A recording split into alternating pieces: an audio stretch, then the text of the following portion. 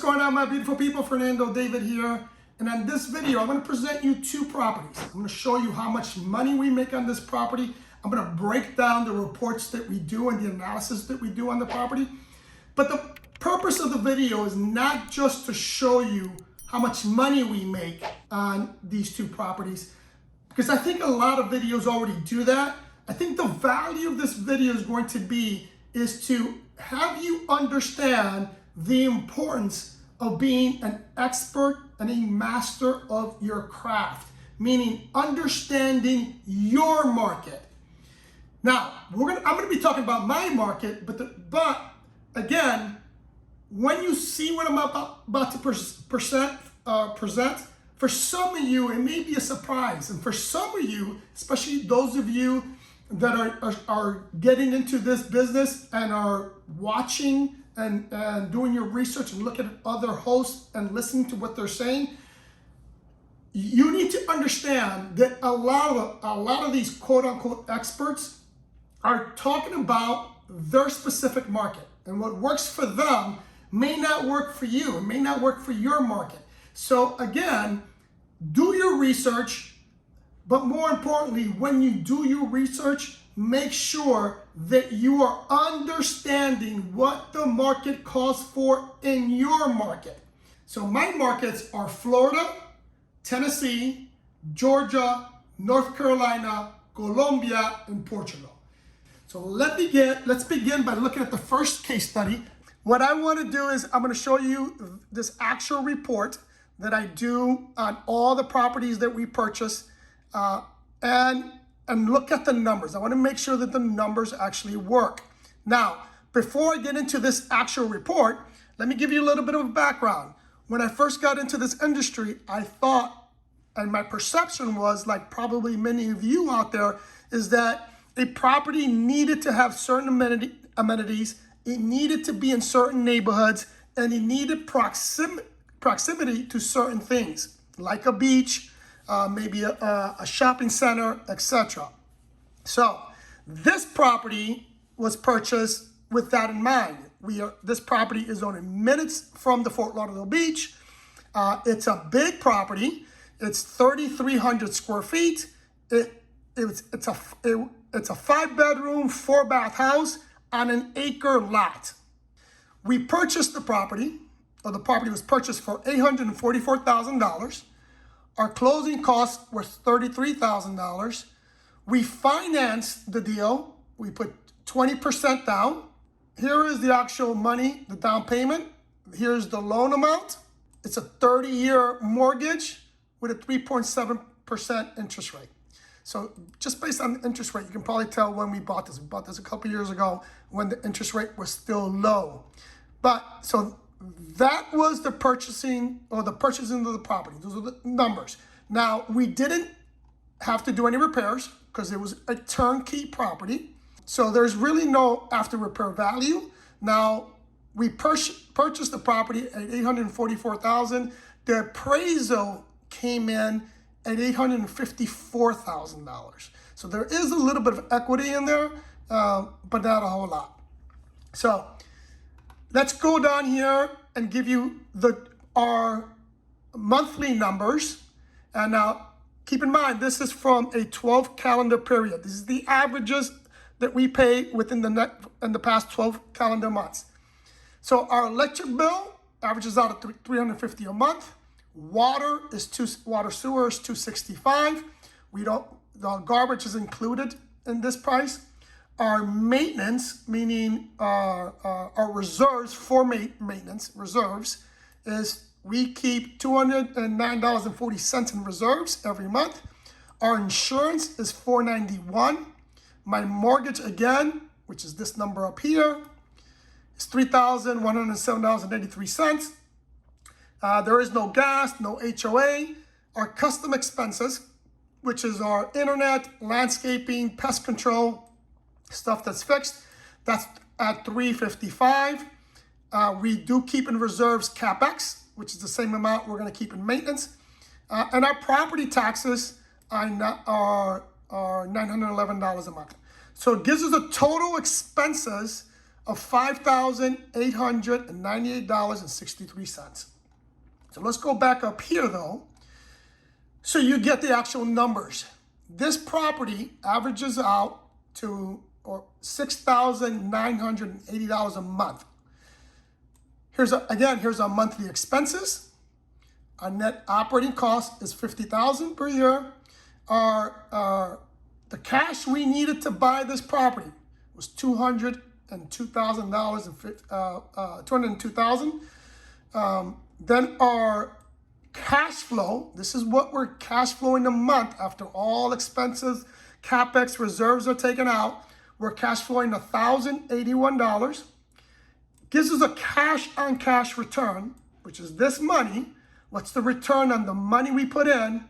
Of 6.41%. Now, for some of you, you may think 6.41% is a good return, and for some people it is. For us, hindsight being 2020, it's really not ideal. I really like to be at 10% or greater, but this is what, again, we can't always project how much we're gonna make as a short-term rental. So this is why I like to do these case studies, because this is what we actually made. It wasn't a projection. This is what we made in a 12 calendar month. So in that 12 calendar month, our return was 6.4%. So again, we go here. Here are our numbers.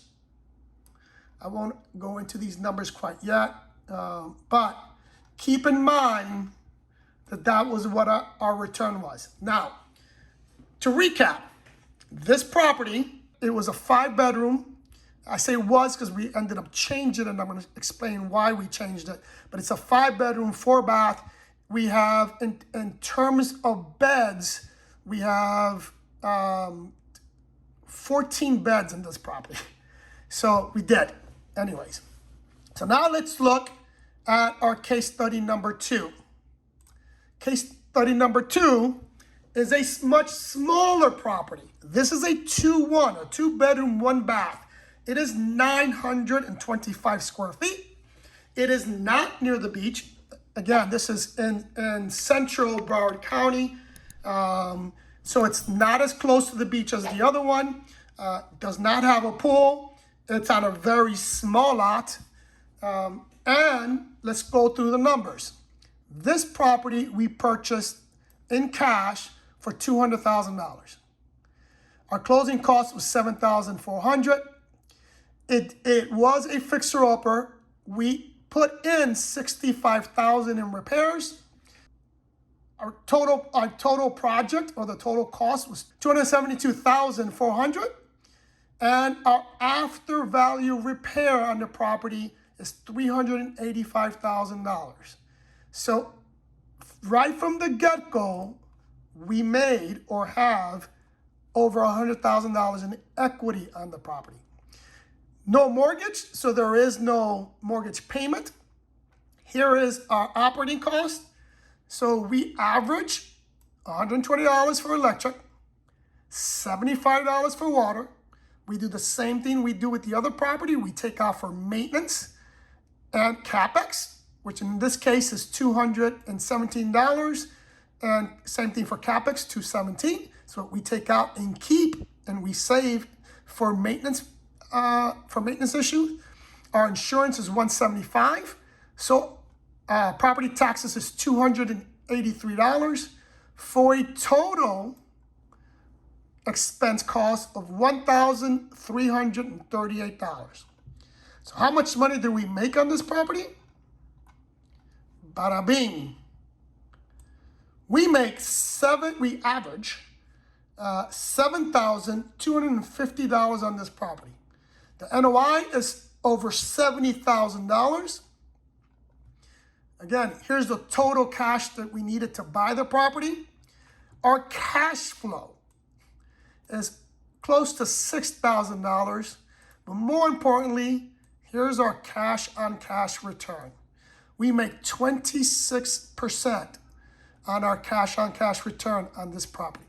This is the part that I really want to emphasize. If that theory of more beds equals more heads equals more money, then these numbers should not be true, and they are. Because that theory is not correct, especially, and I can definitively say, in my market. Can't say for the other markets or which markets they're referring to, but I'm gonna show you something else, because we ended up changing this property as a result of what we learned. So now this property for us, it's a 3-3. We ended up getting rid of 2 bedrooms, turning one into an office, and the other one we opened up. And I'm sure you guys seen this. This is from AirDNA. We get it from Bigger Pockets. But here's what's interesting about this. I want you to see this, because this confirms what we just talked about, right? 3-bedroom, 3-bath. We calculate according to AirDNA, this property should net you $82,647, right? This is what AirDNA is telling me based on their data. This property should net as a 3-bedroom, 3-bath, right? If you look at our numbers are very close to that, very, very close to this. But here's what's interesting. That's as a 3-3. Now, let's go back and let's do it to what it really is. Well, let's just add a bedroom to that. We're gonna add a bedroom to see what happens when we just add a bedroom to the cost. We just added 1 bedroom. It went from $82,000 to $77,000. It went down, people. It didn't go up. You have an extra bedroom, extra bed, and your income went down. Now, this is just what the property is going to make in income. Does not constitute or doesn't take into account your operating costs, right? Doesn't take into account what your operating costs, which is this number here, okay? I've always said, and I'm a firm believer, that it's not what you make, is what you keep. Okay, I'm gonna repeat that. It's not what you make, 7,000, right? It's what you actually keep, and this is what we actually keep. Let's look at the other one. We make $7,000, but we keep almost $6,000, right? This is our expenses. Now, some of you may be saying, well, Fernando, you pay cash for this property. Yes, I did. I paid cash for the property. The total amount of money we put into this property is $272,000. But damn, I didn't pay cash for this one. And I paid $202,000, right? And if I would have financed this one, my ROI would be much higher than this, because I would have less money in this deal. Now, I can go back to the bank now and I could refinance and pull out all my money. But at this point, and in this stage of my investment career, I don't need to pull that out yet. I want it there, and it's there if I need it, but I don't need to pull it out at this stage. I want to continue to maximize the money, continue to bring that money in until I actually need cash, or until I find the next project. If I find the next project and I don't have the cash in hand, then yes, I will pull this money out. All right, my beautiful people, I hope you understood what I'm trying to project. And the main point here is that you really, really, really need to understand your market. And today is a little easier than when I used to do this, because we didn't have some of the tools that you currently have. Like I just showed you, if you want to get a rough idea what your property can make, you can just go to AirDNA or Price Lab, put in your address, put in the amount of bedrooms, what your operating cost is going to be, and it will give you that data. And as you can see, based on the numbers that AirDNA gave us and the numbers that I actually make, it's fairly close to what we actually make. Now, we do make a little bit more than what AirDNA says, but that's a good thing, because if the numbers work with what they're saying, that they're going to, and you do things right, then anything extra is a bonus. If this information was useful, please do me a big favor. Hit that like button. If you haven't subscribed, subscribe. Follow us on Instagram. I love you guys, and I'll see you in the next one.